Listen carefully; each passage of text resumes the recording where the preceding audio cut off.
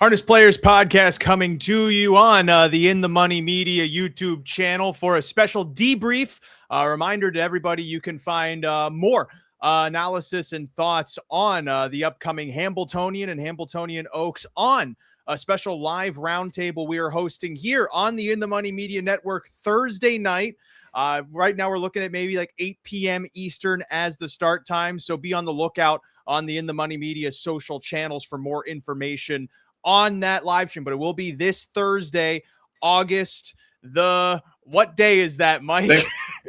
August 6th. But before all of that, Mike, we just saw the fields draw for the Hambletonian Oaks and the Hambletonian. So we know where all of the finalists will be starting in the marquee harness races of the sport. I want to touch quickly on the Hambletonian Oaks first and foremost. $500,000 prize for these 3-year-old trotting fillies. 3 eliminations were contested on Saturday, which we were able to watch on companion stream here on the In the Money Media Network, and with Edison Hatter getting great insight on the grounds from the Meadowlands. First thing I noticed with how everything drew, we were talking about Nezuko Kamado losing the elimination. So at the full whim of however the post draw would go, since the elimination winners were protected from posts 1 through 6. But I'll give it to you, since she didn't draw post 10, I'm in agreement that she's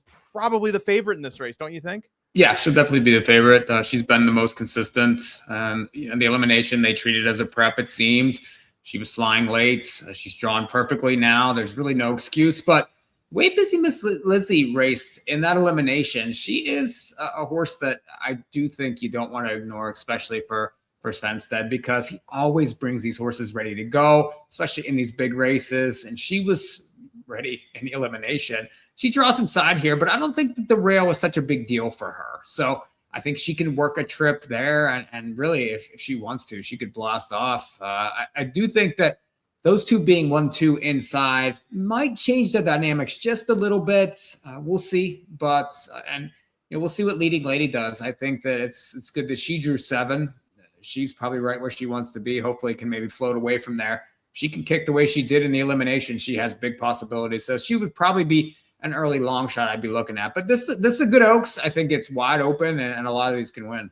Yeah, Busy Miss Lissy, one of, I believe, 2 that pulled the shoes in the Oaks eliminations that qualified for the final, Custom being the other one. And you saw that, typical with Svenstead horses, when he pulls the shoes, they do level up in that way. I have to imagine they're probably going to go that route again for the final. I also just look at this draw as fairly speed heavy towards the inside. You mentioned Leading Lady, but she broke stride when leaving in the elimination and had to make that huge recovery just to qualify for the final. Given that this is, a hot afternoon, these conditions tend to lend towards certain chaotic possibilities. Do you see Leading Lady actually being involved in the fray, or do you think that maybe this could be a tricky spot for her? No, I mean, it's not like that's a typical thing for her. If you look at her past performances, you don't see a lot of X's on the page. So I think it was maybe a one-off. And the fact that she was able to rally and come back the way she did, she's used to taking a lot of air. So honestly, I don't look at it like it's a thing. I mean, she was off Lasix in that start. That could have maybe affected her a little bit. She should be used to that now. I don't think that we'll see a repeat of that. I could be wrong, but I just don't. I would think that this horse should stay flat for this race. Especially with how this race drew. The first thing that catches my eye is I am hard pressed to think Carve is not in front either at the bottom or midway through the first turn. And at the same time, as we were talking about Nezuko Kamado, that could be a spot where Scott decides to make the quarter move and play Come and Get Me if you can, like he tried to do in the Breeders' Crown last year, but had to take a lot more air inside of that race, and that ultimately bit against her. But with how that race drew, I can't argue with you that all of the options that Nezuko Kamado has and how to navigate that race, she's going to probably be, even money there?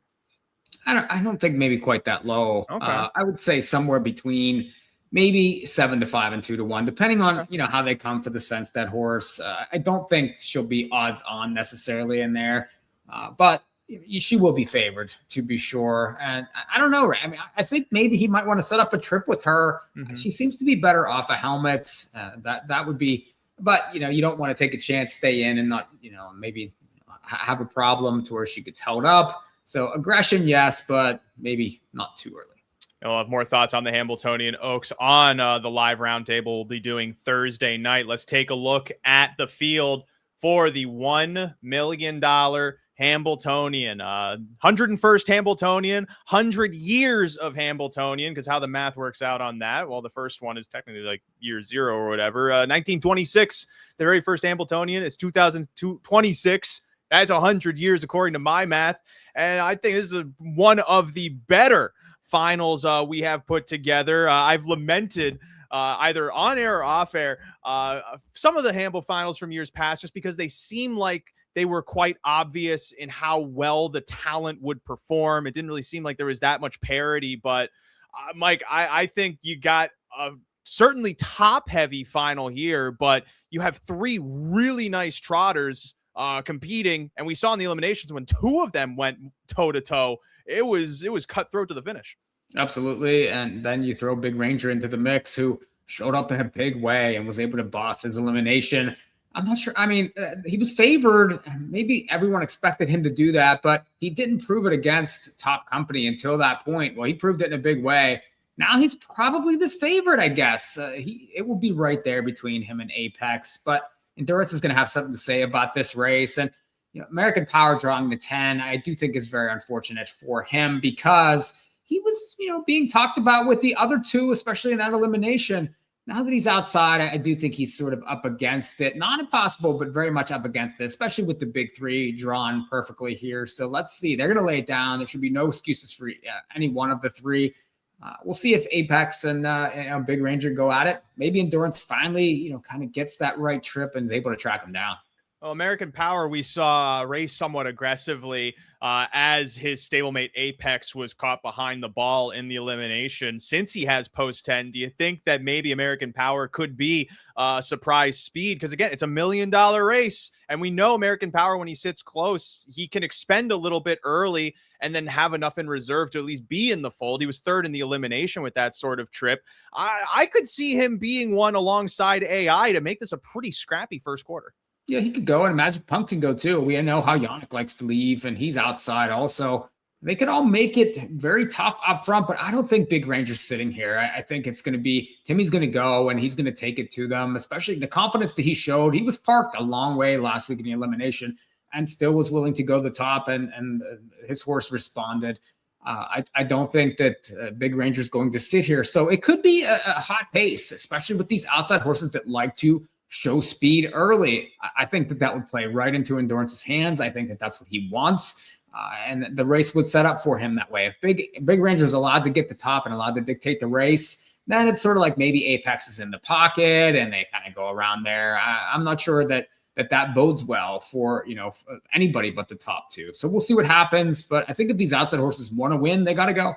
Worth noting, the driver doubles still to be cleared when the card is finalized. Andy McCarthy presumably picking Endurance over Minoan, as per what Chris Beaver was saying in the draw press conference today. Post 7 is a tricky spot for him. It seems like he's probably going to have to work a same type of floating trip into contention and to grind forward. And at least historically, that has not proved to be a winning journey in the Hambletonian. How do you think things shape for him?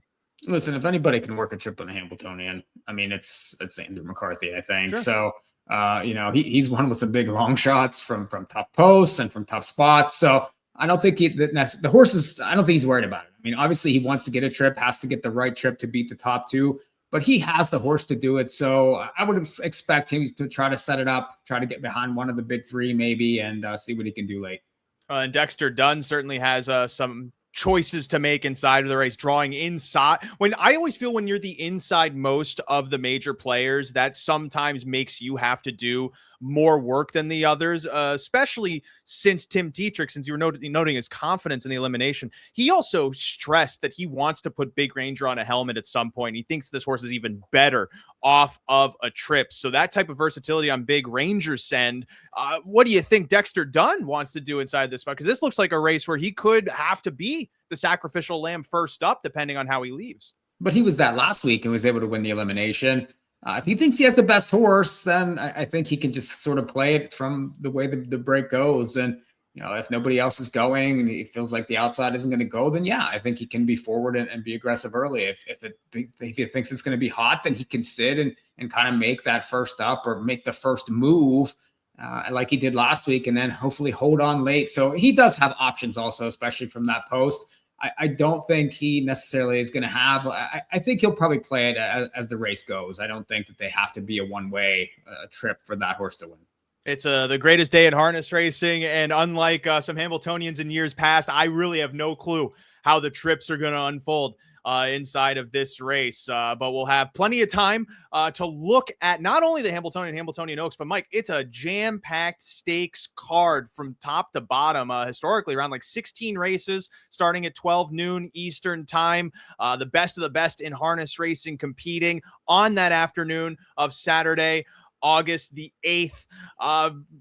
Final thoughts from you, because we'll have, of course, the roundtable on Thursday night, but I have to imagine you're already getting as excited as I am to look at some of these races. Yeah, let Hambo week begin. And we got the big handle. We got the afternoon card. You have the best races. This is a Hambo that shapes up to have some really, really nice horses in it. So it's going to be exciting. And it's a big day. Get in, jump in on the top day in harness racing. I know that we'll be signed on. We have plenty of content for you on the Thoroughbred stations and on the Harness Players podcast. So stick to it. We usually give you a few ideas and a few winners. And once more, Thursday night, August the 6th, right? The 6th. We're looking at around 8 p.m. start time for that live roundtable. We'll be handicapping the bulk of the stakes action on Hambletonian Day here on the In the Money Media Network. Make sure you're subscribed to the In the Money Media Network to make sure you don't miss that live stream, as well as any of the other great horse racing content, harness or thoroughbred, coming down the pipe.